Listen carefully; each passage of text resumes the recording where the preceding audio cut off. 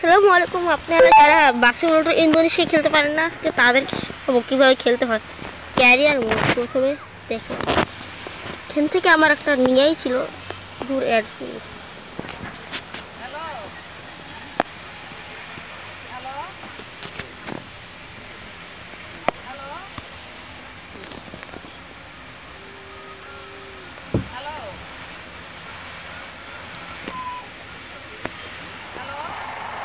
দেখেন একটু steering মোডটা change করে নেই।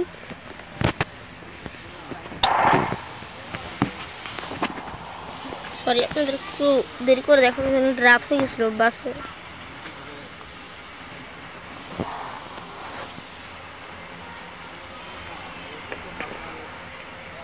যেদিকে যাবেন সেদিকে কিন্তু আপনারা ইন্ডিকেটর দিবেন, কিন্তু আমার মতো একটা বেশি একটা ভুল করবেন না। এখানে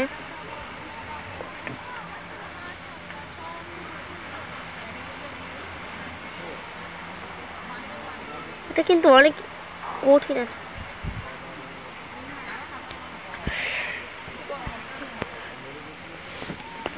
আবার অ্যাড শুরু, এইগুলো দেখা লাগে না।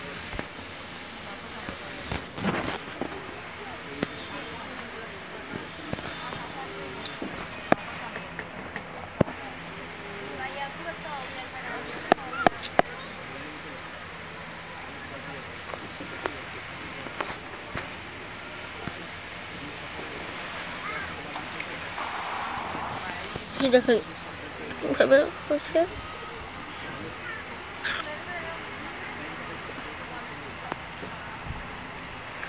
আপনারা বলেন পরের ভিডিও আসলে আমরা কোন ম্যাপে যাবো। আজকের ম্যাপটা তো মনে নাই।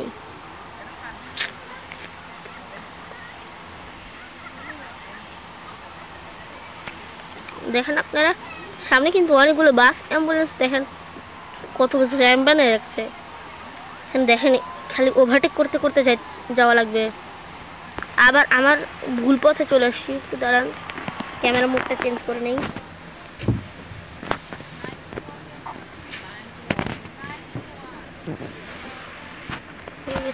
দেখি তো হয়ে গেছে। দেখেন এইভাবে চালাতে হবে, কিন্তু এটা যারা যারা পারেন না, এটা অনেক কষ্ট করে খেলা লাগে। দেখেন কিভাবে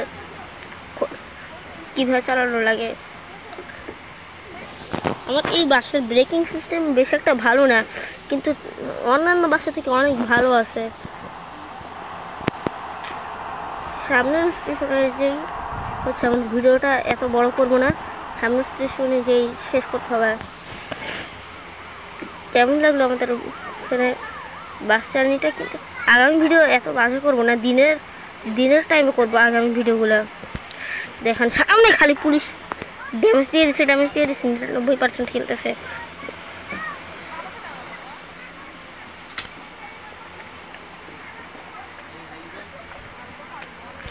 দেখছেন? আর যারা যারা এগুলো খেলছে নাকি, আমার একটু বলবেন বাংলাদেশি ম্যাপে কীভাবে চালাবো আর বাংলাদেশি বডিতে।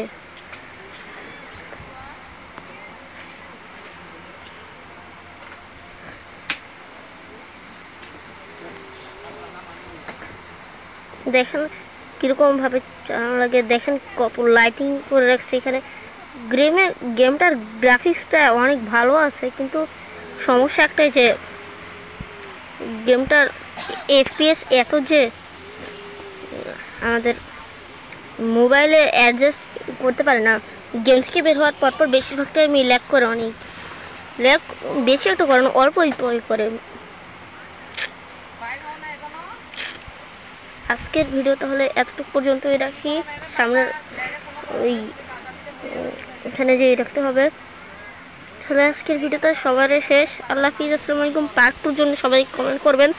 13,000 লাইক পেলে পার্ট 2 দিব।